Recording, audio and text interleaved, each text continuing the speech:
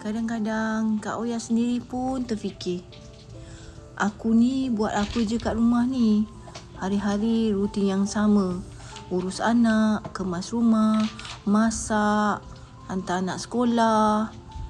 Kadang-kadang fikir macam penat sangat.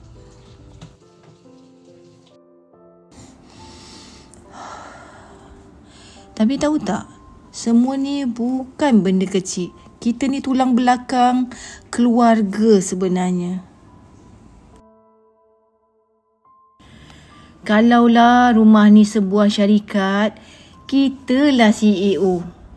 Semua kerja berjalan sebab adanya seorang wanita bernama Ibu. Sebab semua kerja kita yang buat segala-galanya.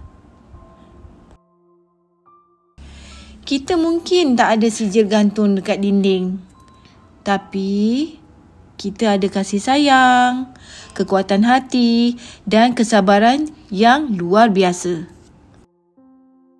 Kak Oya nak cakap pada semua wanita, awak bukan biasa-biasa.